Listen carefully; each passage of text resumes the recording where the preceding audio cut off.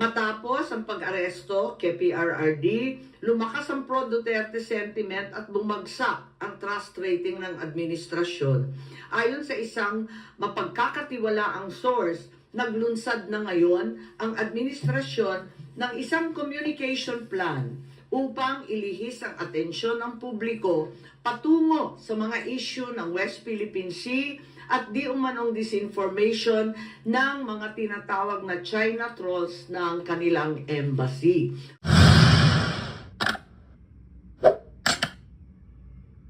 Naman ang aming findings at natuklasan. Unang-una, ang pag-aresto at pagsuko kay dating Pangulong Rodrigo Duterte sa ICC ay klarong may motibong politikal. May malinaw na pattern na kung saan may malalaking kaganapang pampolitika bago ang mahahalagang pahayag at aksyon ng administrasyon kaugnay sa ICC. Makaraang magsimulang magpahayag si PRRD ng mga batikos laban sa People's Initiative o sa pagpapalit ng ating saligang batas. Sumagot ang ating Pangulo na ang Pilipinas ay isang open country at kikilos lamang ang gobyerno kung may illegal na gagawin ng ICC.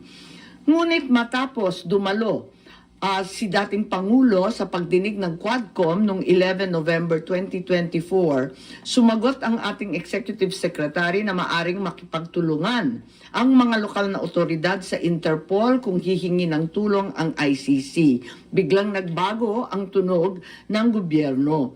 Matapos kumambyo ang ilang pro-administration congressmen tungkol sa impeachment labang kay VP Sara dahil sa napakalaking peace rally ng INC noong Enero 13, bumalikwas ang administrasyon sa pamagitan ng pagkatha ng Oplan Tugis or Operation Pursuit sa English na rineport ng New York Times kasunod ng pahayag ng kalihim ng katarungan na bukas ang administrasyon makipag-usap na sa ICC tungkol sa ilang pamamaraan ng kooperasyon. Maliwanag ang pag-aresto kay dating Pangulo ay bahagi ng malawakang pagsisikap ng gobyerno na pabagsakin ang mga Duterte bago mag-2028 election pa. Ang unang malinaw na pagtangka upang pabagsakin ay sa pamamagitan ng PI na magsilbing panimula sa pagbabago ng probisyon ng ating konstitusyon para hadlangan makabalik sa 2028. Nang mabigo ito, nagmadali na siraan ang pangalan ng mag-ama. Noong Mayo 2024, sinimulan na ng Kongreso sa Committee ng Human Rights ang pagsisiyasat tungkol sa EJK, pinalawak noong Agosto 2024 at doon na nagmula ang pagbuo ng Quadcom. Dumating sa bansa ang mga kinatawan ng ICC noong October 2024. At sa tulong ng gobyerno, nakalap nila ang mga dokumentong kailangan para makakuha ng warrant of arrest. Samantalang nagsagawa ng sarili nitong investigasyon, ang DOJ naman hinggil sa EJK noong ika-4 ng Nobyembro sa pamamagitan ng kanilang Memo 778. Dahil nananatili pa ring banta si VP Sara kahit wala na ang tatay niya, nagsagawa naman ang Kamara ng investigasyon sa confidential funds ng OVP at sa huli na-impeach si VP. Napatunayan ang motibong politikal na napag-aresto sa turnover kay PRRD sa pamagitan ng mid-election final campaign sprint action plan ng Lakas CMD noong nagtipon-tipon ang matataas ng opisyal noong petsang 22 ng Abril. Nakaraang ilang linggo lamang, inilarawan ang mga nagawang mga Oplan Horus. Isang operasyon na inilunsad noong Abril 2024 na naglalayong pabagsakin ang dalawang Duterte.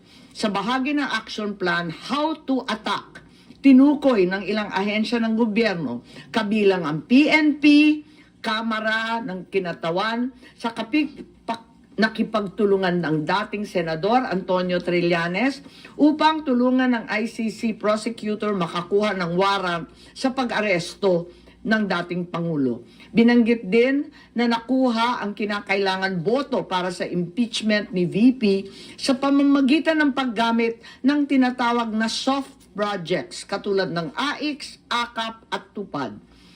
Doon naman sa bahaging following strategies and moves, tinukol na kailangan pabilisin ang impeachment ni VP Sara at makakuha ang boto sa Senado sa pamamagitan na naman ng pamimigay ng proyektong for later release or yung mahiwagang FLR bilang gantimpala sa tamang bumotong mga senador. Ikalawa, may magkakaugnay na pagtatangkang pagtakpan ang mga detalye at motibo sa likod ng pag-aresto ng dating Pangulo. May cover-up. Habang nagpapatuloy ang unang pagdinig, tumanggi si DILG Remulla na magsalita. Tanungin siya tungkol sa panayam kay Pinky Webb, kung saan sinabi niya na group effort ang pag-aresto at in-invoke pa ang executive privilege samantalang lumabas na sa media. Una, tinawag niyang chismis ang pahayag. Ngunit nang mabisto, tinulungan na lamang ng kapatid at sinabing executive privilege na nga. Isa pang malakas na sandata ng administrasyon upang pigilan ng komite ang pagsisiwalat ng katotohanan ay paggamit ng tinatawag na sub-judice rule. Halimbawa, nung mahuli si General Torre na nagbibigay ng maling pahayag tungkol sa pagmamadaling ilipat si PRRD sa Hague dahil daw sa Article 125 ng Revised Penal Code, ngunit nung ipunto na yung Revised Penal Code, Article 125, ay para lamang sa warrantless arrest, bigla niyang ginamit ang sub-judice na naman. Isa pang indikasyon sa pagtatakip ng administrasyon ay ang blanket invocation ng executive privilege ni Executive Secretary Bersamin upang pagbawalan lahat ng opisyal ng ehekutibo dumalo sa ikalawang hearing noong 3 ng Abril. Mas lumala pa ito nang sa hindi pangkaraniwang hakbang, tumanggi ang ating Senate President pumirma ng mga sabpina noong araw na yon. Bagaman dumalo mga opisyal sa 3 pagdinig noong 10 ng Abril, ginamit pa rin ang executive privilege sa mga susunod na isapin. Kung sino-sino nag-utos ng pag-aresto, kung sino ang nag-utos ng paglipat niya sa Hague, at kung paano nakuha ang eroplano na ginamit sa paglipat. Hindi nagtapos ang cover-up sa pagdinig dahil alam din natin na matapos yon pinalaya si Ambassador Lacanlilao at hindi na naman pinirmahan yung mga sabpina. Matapos ang pag-aresto kay PRRD, lumakas ang pro-Duterte sentiment at bumagsak ang trust rating ng administrasyon. Ayon sa isang mapagkakatiwalaang source, naglunsad na ngayon ang administrasyon ng isang communication plan upang ilihis ang atensyon ng publiko patungo sa mga issue ng West Philippine Sea at di umanong disinformation ng mga tinatawag na China trolls ng kanilang embassy. Kaya asahan natin na ito ang magiging balita sa mga susunod na araw. Hindi inaasahan ang political backlash sa pag-aresto sa dating Pangulo. Kaya ngayon, sinusubukan nilang kontrolin ang sitwasyon sa pamamagitan ng pag-focus sa West Philippine Sea, pagsisi sa China, at sa huli ay iuugnay ang pagtaas ng suporta kay Duterte sa sinasabing kampanya disinformation ng China. So una, may duda tayo na politically motivated. Ikalawa, whole of government ang nagamit dito na talaga naman comprehensive itong planong ito. At ikatlo, ang mga posibleng managutan ng criminal and administrative charges. At iminumungkahi namin na imbestigahan ng Office of the Ombudsman ang mga sumusunod. Una, si DOJ Secretary Remulla Boying maaring managot sa violation of RA 3019, Anti-Graft and Corrupt Practices for sanctioning an invalid administrative arrest against the former president in contravention of the ruling of the Supreme Court in the 2023 case of Immigration versus Juan Wenle. Maliwanag na napakadaming kondisyon, kwalifikasyon at requirement na isinaad ng ating Korte Suprema doon. Ikalawa, usurpation ng DOJ ng judicial functions.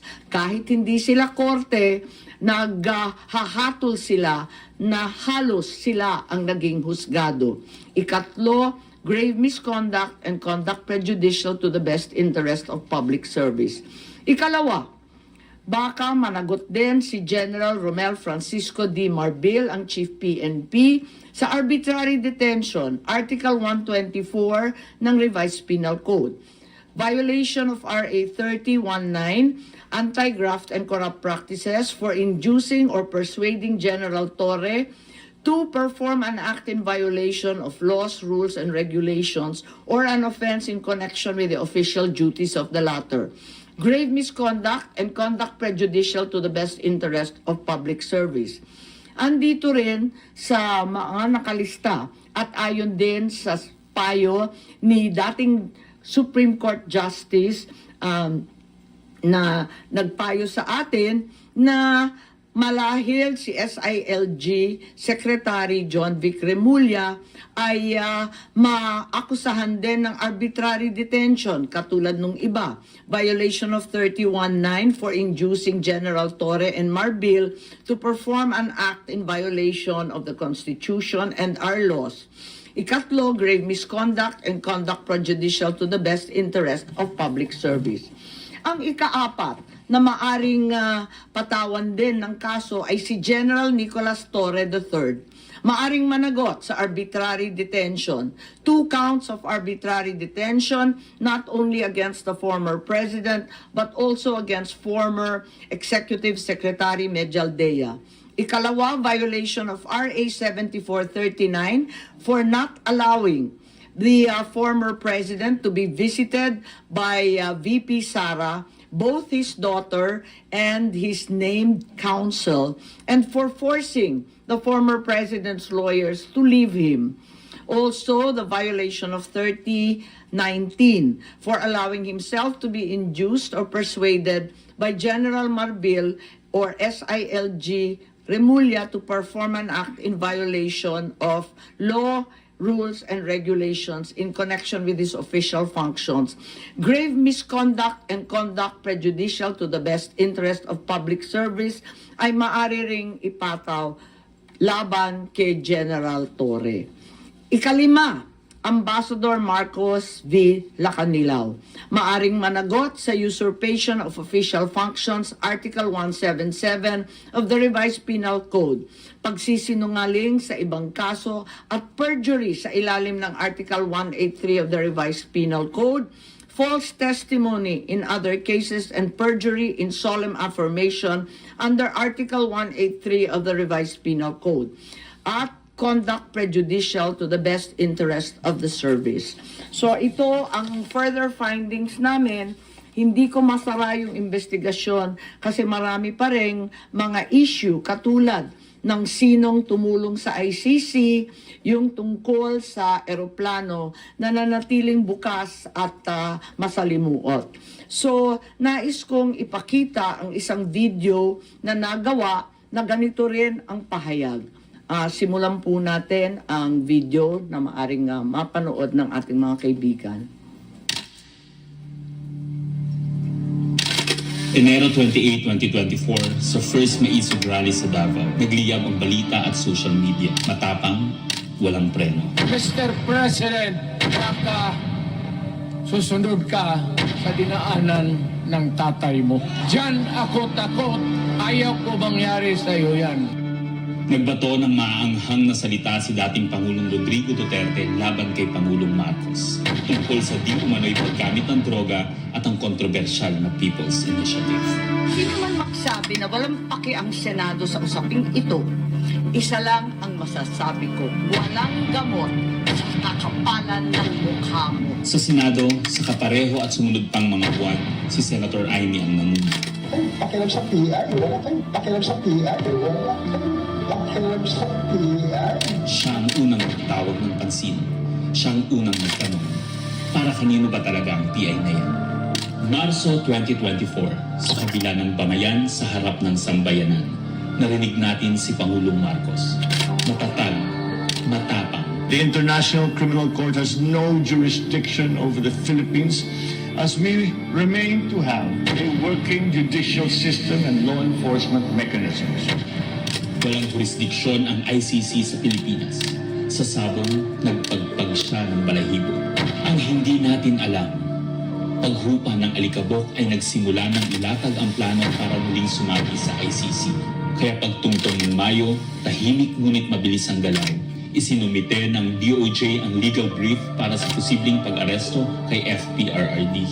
Isang pagtataksil na walang nakapansin. Hunyo, pumutok ang balita. Nagbitaw si VP Sara bilang DepEd Secretary. Tendered my resignation as the Secretary of Education effective July 19, 2024. Isang babae ng tapang ngunit walang nagawa dahil sa likod ng tama. Agosto, isinagawa ang unang Quadcom hearing laban kay FPRRD habang inuusig ng COA ang confidential funds ni VP. Ang hindi natin alam, sa gitna ng lahat ng ito, itinalaga na ni PBBM si Marcos Lacanilaw bilang Special Envoy ng Transnational Crimes na siyang magsusuko kay FPRRD. At maluwag na rin pinapasok ng bansa ang mga tiga-ICC noong Oktubre. Walang bahid ng pagtutol, walang palak na ipagtanggol ang kapwa Pilipino. Nobyembre, nag-iba na ang ihip ng hangin. Matatag, matapang, walang bahid ng pag-aalinlangan. Narinig muli natin si Pangulong Marcos, ngunit iba na ang sinabi. Yun ang gugustuhin ni PRRD, hindi naman kami haharang doon sa mga ICC. Para tabunan ng galawan, pinaingay ang impeachment complaints laban kay VP Sara. The Office of the Secretary General will transmit the two impeachment complaints filed against Vice President Sara Duterte. Kahit pa nagkaroon ng INC rally noong Disyembre, naidiin pa rin ang impeachment sa Kongreso. Planado na rin ang pagpirma ng questionableng 2025 budget kahit bat-bat ng anomalya. Enero 25, 2025, sinimulan na ang Oplan Tugis o Operation Pursuit, ang lihim na operasyon para hulihin si Duterte. Pagsampa ng Pebrero, nag-apply ng arrest warrant ang ICC prosecutor. Isang tahimik na pag-uusig habang tayo'y pinaiikot ng mga rally at press release. Marso, muling nilinlang ang bayan. Humingi daw ng 60-day extension ang DOJ para sa EJK report noong Marso 6. Pero ang totoo, nakabinbin na ang arrest warrant mula sa ICC Chamber Marso 7 hanggang 10. Ang hindi natin alam, Marso 11, 2025, sa kanyang pagbalik sa Pilipinas, hindi pa man bumababa ng eroplano sa FPRRD, isinagawa na ang pag-aresto. Maingay ang paligid, magulo, pero ang dating Pangulo ay nanatiling kalmado. Isinakay siya papuntang The Hague alas 11 ng gabi. Kasama sa eroplano si Marcos Lacanilaw, ang nagkanulo, ang nagsuko. Pero kanino ang sisi? Sa mga utusan o sa nag-utos? Managot ang dapat managot, nakalatag na. It's a request to the Philippine government from Interpol enforce the arrest warrant. And we have commitments to them. Ayaw nila ipagpatuloy ang pag-iimbestiga. Maliwanag na ang buong administrasyon na ito mula sa pinakataas hanggang sa galamay. Nagplano. Ikaw ho ba nagplano ng lahat ng ito? Hindi naman. It was a group effort. Secretary Chudoro was there, Secretary Amio was there too, and the President. Nagsakatuparan.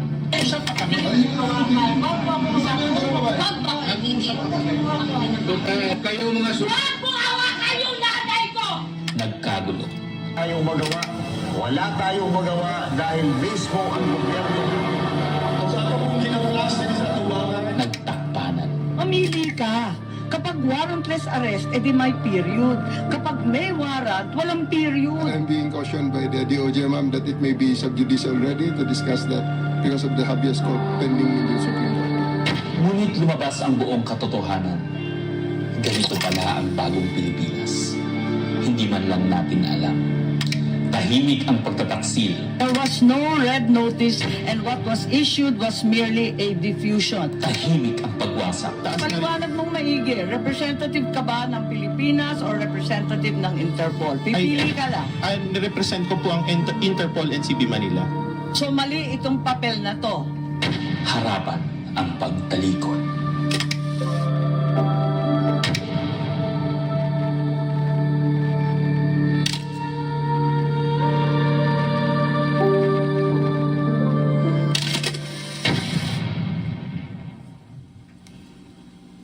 Okay, so that's where we are so far.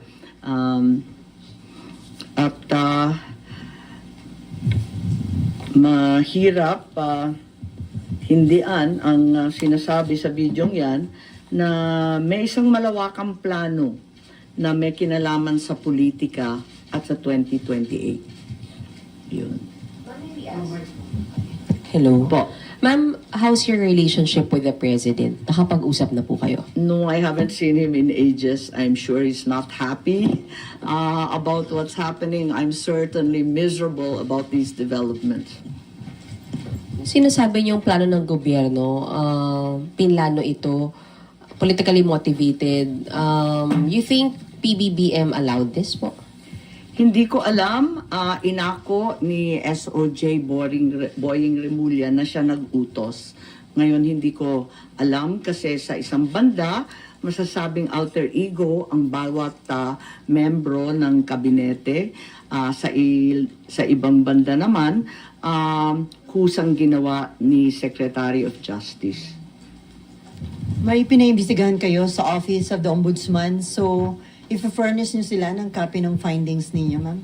Yes, definitely. Papadala natin doon. Dahil, as we know, this is only in aid of legislation at may mga legislation na rin kaming naiisip hinggil sa mga usaping ito. Kailangan i-forward na namin sa iba't ibang korte. Itong findings ninyo, official na to, so no more hearings? Hindi ko pa alam. Ang tawag ko nga further findings because I'm not certain that we can close this. There are also allegations that, first of all, several weeks ago, a draft was mooted involving a warrant of arrest of 5 police officers, including Senator Ronald Bato de la Rosa. Of late, there has been a rumor, once again, that the Vice President will in fact be issued by the ICC a warrant immediately. So, alam natin na si VP Sara ay nandun sa listahan. Pero alam ko na nasa ibaba siya, no? Doon sa mga pinangalanan. Ngunit, ilang araw nakalipas, may mga report na siya na ang uunahin. Sorry, where did you get this information, ma'am? Nasusunod si VP Sara na arestuhin? Uso naman ang chismis ngayon. Chismis rin po. Meaning, no credible source, ma'am? Not yet. A few incredible sources, but nevertheless, we have to pay heed.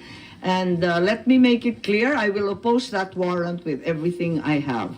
Foremost, the administration has said time and time again through the President himself that the ICC has no jurisdiction in the Philippines. Therefore, any warrant of arrest by the ICC cannot be enforced in this country for lack of jurisdiction. It is nothing, that warrant from the ICC, but a mere scrap of paper. Walang bale yun. In addition, there's no basis for the Philippine government to cooperate with the Interpol in enforcing an ICC warrant. The mere fact that the void warrant is transmitted through Interpol does not make it less void, does not make it valid. At ikatlo, as the hearings have established, the circumstances surrounding the investigations of the ICC in this country, the incidents leading to the issuance of these ICC warrants, and the enforcement of such warrants are politically motivated and really are in violation of Article 3 of the Constitution of the Interpol itself, which prohibits the Interpol from participating in any intervention or activity of a political character. Ma'am, sabi niyo, you will do everything para harangin sakaling magkaroon na rin ng arrest warrant laban kay VP Sara. Ano ba mga action ang gagawin niyo? Wala tayong balak na isuko ang soberanya ng Pilipinas at ibaliwala ang ating husgado. So hindi baka maireklamo kayo ng obstruction of justice just in case? Hindi ko po alam. So ano mga action ang gagawin niyo, ma'am, para harangin sakali? Iniisip pa kung anong kailangan gawin dahil tulad nga ng sinabi ko, haka-haka pa lamang ito. Ngunit sa nakita natin sa mga nakaraang 2 taon, itong mga haka-haka, duda, suspecha, madalas nagiging totoo. So may mga preparation na rin si VP Sara dyan sa chismis na natanggap niyo, ma'am? Marahil po. Pero yung warrant na paparating para kay Senator Bato and other former police officials, credible na po yung source nyo dun, ma'am? Parang, kasi maliwanag yung listahan, pero andun siya sa sumunod na listahan ng ICC, di ba? Andun siya sa warrant, kaya't inaakala namin na yun na ang susunod. Pero hanggang ngayon, wala naman inilalabas at nagbago ang ihip ng hangin at ang balita ay si VP Sara. Yes? Kanina nabanggit niyo po kanina na part ng diversionary tactic yung paglabas ng issue ng supposed paid trolls ng Chinese Embassy in Manila. Are you now saying that Senator Tolentino and yung committee niya po were used po for this propaganda by the administration?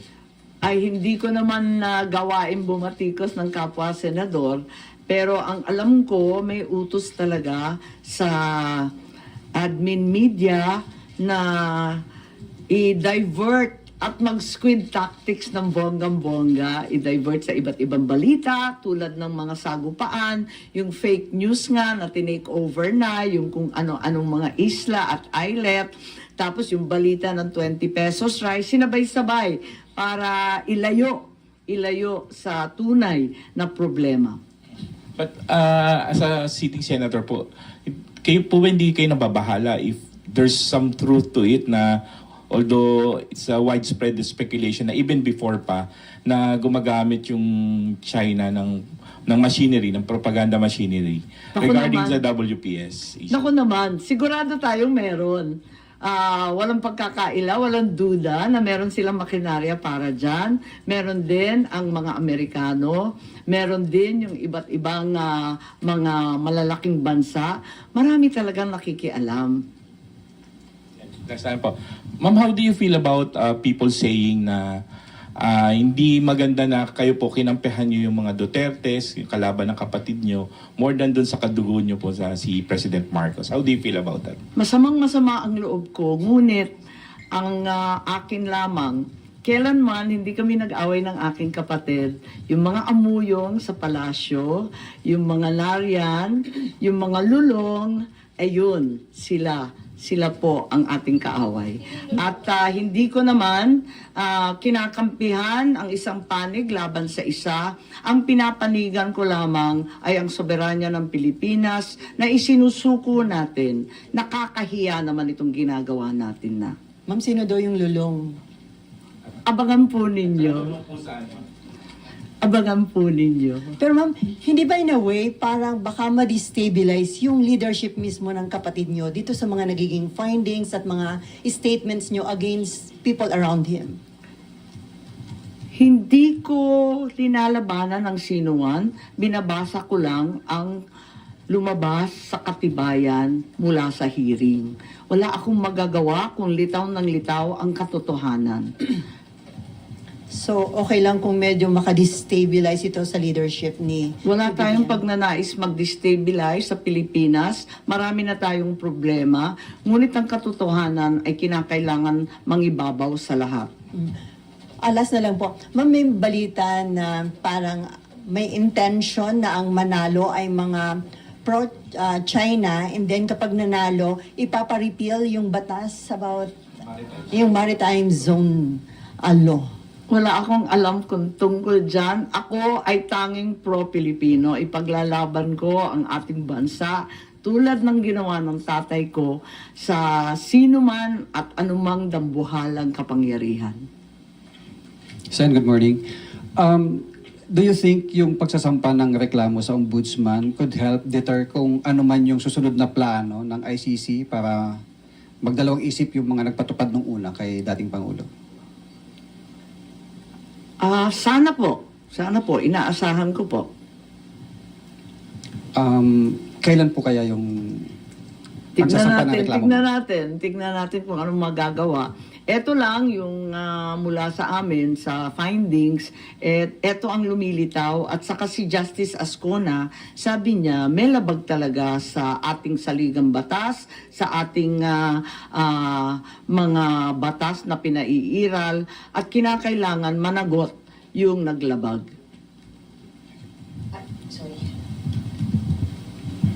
Ma'am, balikan ko lang yung warrant. ICC warrant to, ma'am, no, yung narinig nyo para kay VP Sara. When is this coming out? Chismis nga lang kaya walang name and date. Ma'am, yung ano po, yung further findings nyo, does it need yung approval po ng committee members? Yes, hindi to committee report hindi ako kukunwari na committee report to. We are not in session, we're in recess. So, wala pa talagang committee report na masasabi. Kaya lang, sa daming nagtatanong, sa marami na nagsubaybay sa oras-oras na hearing, pakiramdam ko, obligado ako magsaad ng findings along the way. Kasi nga hindi matapos-tapos at hinahadlangan ng todo-todo. Ma'am, doon may binabanggit din po na yung Republic Act 9851 where it says na yung pag-present sa local court ng isang individual who is facing an allegation of crimes against humanity, hindi na kailangan the government, although the term used was may surrender yung individual niya. Do you think it's enough doon sa nangyari kay former president? Sa bagay na yan, sa palagay ko, ang Senado kasama ng Kongreso maaring magbago ng batas at liwanagan yung Article 17 nung 9851 kasi hindi maliwanag doon, parang natanggal sa proseso ng pagpipinal. Nakita ko yun. Maliwanag yung surrender, maliwanag yung alin yung extradition. Maliwanag na yung surrender ay para sa dayuhan lamang. Pero doon sa final version mukhang na-edit, kaya maari natin tignan yan dahil ang purpose ng investigation sa Senado ay talagang in aid of legislation. Isa na yon na kinakailangan tignan. Isa pa yung extradition law na inakda ng tatay ko. Ang tagal-tagal na nun. Marahil kinakailangan tignan na rin natin yan dahil hindi na pakay sa mga problema ngayon yung ibang provision doon. Since it's not yet amended yung binanggit niyo po na Section 17, that's still existing. Hindi po ba enough to justify what happened during yung March 11 arrest? Kapag hindi maliwanag ang isang bagay, binabalikan yung debate sa Senado, yung transcript at saka yung contextual analysis ng mga pahayag ng ipinasa, rinipaso yan. At maliwanag dun sa original na talagang yung surrender ay para sa dayuhan lamang. Kung bakit na iwaglit at naiwan yun at may nilagay na mga pag-aamyenda sina Senator Subiri, sina Senator Gordon nung panahon na yon, hindi ko alam kung nakalimutan lamang o sa pagmamadali hindi na isaayos ng maigi. Pero yan naman ang trabaho talaga ng mambabatas. Tignan at isaayos, iklaro ang mga hindi masyadong maliwanag. Ma'am, pareak lang dito. Yung kay Pangulong Marcos po tsaka VP Sara na trust and performance rating. Kay Pangulo po, 60% trust, 59% performance, pero it represents a decline po since nung fourth quarter ng bansa. Habang kay VP po, tumaas po siya ng 9 percentage point. Comment on this. Pasensya, pero hindi na ako nagbabasa ng survey. Kaya hindi ako up to date dyan. Ang nararamdaman ko, ang pagpuot, ang hinanakit, at ang galit ng mga Bisaya. Galing po ako sa Cebu, mamaya pupunta ako sa Davao. Alam na alam ko ang pakiramdam nila. Ngayon, kung ganito rin ito sa Luzon, ramdam ko sa Manila, hindi ugali ng Pilipino ang pang-aape sa matanda na may sakit. Hindi natin gawain yan. So, you mean yun yung dahilan bakit bumaba yung survey ni Pangulo? Hindi ko alam. Tulad ng sinabi ko, napakaraming survey ngayon na kung tutuusin, kinakailangan na siguro i-supervise, i-control ng COMELEC kasi grabe na ang mind-setting, brainwashing, and laying the predicate, ika nga. Okay. Ma'am, Thank you so much. I have a longer report of 26 pages. I think it's available. We also have USBs of the Tagalog statement, as well as the graphic version of the timeline. And I can also provide that video.